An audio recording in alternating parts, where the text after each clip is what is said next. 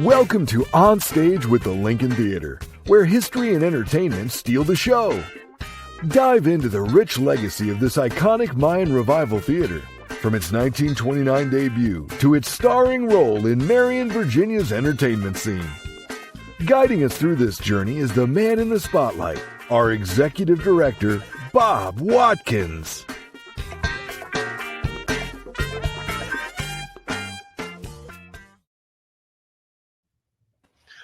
All right. Welcome, everybody. I'm Skip Monty, co-host and producer here in the studio with Executive Director Bob Watkins. Bob, how's it going?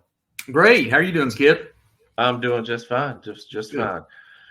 So let's just get right into it. You've built an impressive following at the Lincoln Theater over the years, and your show's momentum is undeniable. But some of your listeners might not know the backstory, the full story yet. So if you don't mind, why don't we start from the beginning and tell us a little bit about the Lincoln Theater and how it started? Gotcha. Well, back in 1929, long time ago, Charles Lincoln, local business owner here, decided to bring a theater to Marion. It was originally built as a movie palace, so it just strictly showed new release films and things there in 1929. So it worked as a movie house and movie palace up until around 1977, and then it was left dormant and vacant and unused. And obviously, it deteriorated over the years of being unused. And as a local group of community leaders and teachers, students, everybody came together and they decided, hey, we need to go ahead and repair this and bring it back to its days of glory there. And they put together a 501c3 foundation to go ahead and restore it and collect some grants to bring the building back. And we were able to reopen the building after $2.1 million of renovations in 2004. So this past May, we celebrated 20 years of reopening the Lincoln. And when we reopened it, we opted to go ahead and not do the first run films. And we were doing all music and performances there, live performances, and try to do a little bit of theater and everything like that. So we've grown quite a bit of traction in the entertainment industry here around us and our surrounding areas. So we've just continued to do a lot of community support to try to bring people into Marion and have them enjoy the gym that we have here in the hills of Virginia. So we're extremely fortunate to be a part of that and happy to do so as well. Very good. Wow, 1929. That's going pretty, coming up on 100 years. Yeah, absolutely. July, I think it was July 1st was our 95th year celebration. So. Oh wow! Any big plans for the 100? Well, for the 100, I do believe we'll be doing quite a few things through July. I'm in the process of working with my team on trying to generate some fun activities and events, and hopefully have a lot of people coming back in that were part of the resurrection of the theater here and celebrate their efforts and contributions as well. So, yeah. Awesome. Well, we'll definitely look forward to that. That's time is short. It's coming up soon. Absolutely. I'll get you an invitation in the mail. Awesome. Counting on it. So let's talk about you a little bit as executive director. That's a pretty broad, title. What exactly do you do? What's a day in the life look like? The day in the life of the executive director here is pretty much different every day. We have a relatively small staff, being a nonprofit 501c3 theater here. We have a very small staff, so everybody here on the team has all hands on deck, so to speak. So we all pitch in and do a little bit of everything. So my day can be breaking down from going out and pursuing grants, submitting grant proposals. Then the majority of all of the business aspects of it, deposits, payments, bills. Unfortunately, there are quite a few bills, but and then just customer interactions, working with patrons that have upcoming requests for for the theater to go ahead and provide, and then also different areas of concerns that we may need to address with the patrons. So a lot of customer service goes into the position, along with the maintenance and maintaining a 95-year-old building. That definitely brings a lot of work on a day-to-day basis there. So all that, and then on top of it, I just have to secure performances for the upcoming year. So that's the fun part. That's the really fun part, is to go ahead and secure all the activities and events for the community and stuff like that. So I've thoroughly enjoyed working with the community and getting to know what their interests are and what they would like to see here at the theater. So we can go ahead and provide that for them. Wow. Well, it sounds like no 2 days are alike. Right. Yeah. Fortunately, we do have a very small team, but it is a fantastic team of support that I have here. So, and our foundation and board is greatly involved in the success of the theater too. So I'm extremely fortunate to have the supporting team that we have here. So I think that definitely aids in all the success that we've seen. Well, I think that says a lot.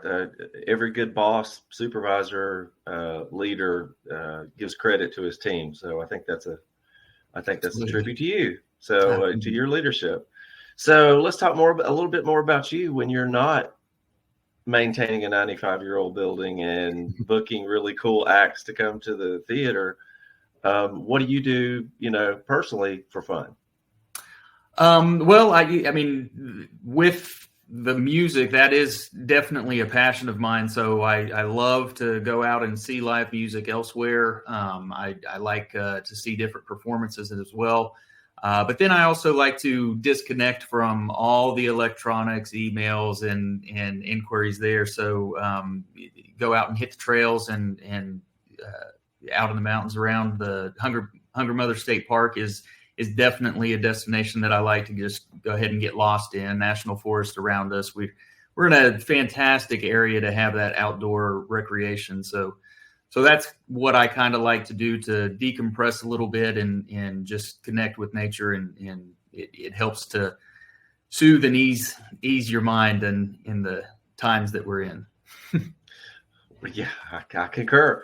When you've got such a big job with the theater and a small team, I can't imagine how busy you are. So it's great that you're able to take some time and get out and breathe a little bit and get away from the phone and the computer and all of that too.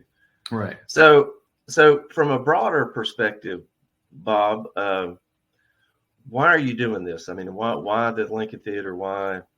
What's your greater purpose, I guess? Well, I've relocated to Smith County in Marion about 11 years ago, and from the time that I came here, I was indoctrinated into all of the community support that you see around here. There's a lot of different groups and foundations that work very hard for this area and the residents in the area, and I think I just embraced that, and the theater does so much to provide entertainment and an outlet for the people here. But at the same time, it also provides a lot for the town support. We generate a lot of travelers coming in from outside of the area, tourists coming into Marion and Smith County. And I think what I want to do is definitely be a part of that and contribute to the success of our county and our residents, because I think the more tourism that we have and the more revenue that we can bring into our community, it's just going to, further impact and positively impact our residents around the area. And that's kind of one of the big things that I enjoy bringing to our area here with the theater and the stuff that we do. So a lot of it is just, obviously supporting the history of the theater, but supporting our town and our community is first and foremost, I believe, in the mission and vision of our theater. What can you give us a sneak peek of any upcoming shows that are exciting? Well, we have What we have coming in quite a bit is we do have a lot of cover tribute artists coming in, but we have Rhonda Vincent is going to be coming in November. She's going to be a really big, strong, powerful performance. I believe Gene Watson is on a farewell tour, and he's going to be here in October. Actually, he's going to be doing a couple an evening performance and a matinee performance in October. Then we also have Thirsty Thursdays coming in. That's a downtown happy hour event for anybody that wants to go ahead and come down and participate. We'll be having some live performances, sprinkle in some rerun movies as well, just fun nostalgia movies that we all watched and enjoyed the first time around. So come on down here and celebrate that on Thursday and get prepared for the weekend. And I know everybody kind of gets tied up in that rat race as we were talking about earlier. So that Thursday is a perfect time of the week to go ahead and have a little decompression and come in here and enjoy some entertainment. So that first Thirsty Thursday is going to be October 10th. That we're going to go ahead and host Jenny Tolman. She's a Nashville songwriter. So it's going to be a really fun performance there. We've got Old Gods of Appalachia.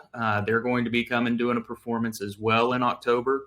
And then we also have our Christmas series is in full swing as we're getting close to that year or that part of the year. So we have Chapel Heart is coming and doing a heartfelt Christmas celebration. Daly and Benson is going to be back finally for I think it's been about 3 years since Daly and Benson's been here, but they're going to be here for a Christmas show this December as well. Wizards of Winter, it's very similar to the Trans-Siberian Orchestra. Several of their performers were part of the Trans-Siberian Orchestra, so that should be a really fun performance too. So yeah, just a lot of stuff that we have going on, just a bunch of events, and we try to fill the calendar as full as we can. Well, it sounds awesome. You can count on me being there. I'll give you a heads up so you can roll out the red carpet. All right. So, well, Bob, love it. We'll catch you next episode. Where we'll try to dive into some frequently asked questions about the Lincoln Theater. So that sounds great. Thanks for being here, and have a great rest of your day. Thanks. Thanks for tuning in to On Stage with the Lincoln Theater. Want more of Marion, Virginia's entertainment scene? Visit us online at thelincoln.org. Yes, that's thelincoln.org. Or drop by our theater at 117 East Main Street. Let's keep the arts alive and kicking together.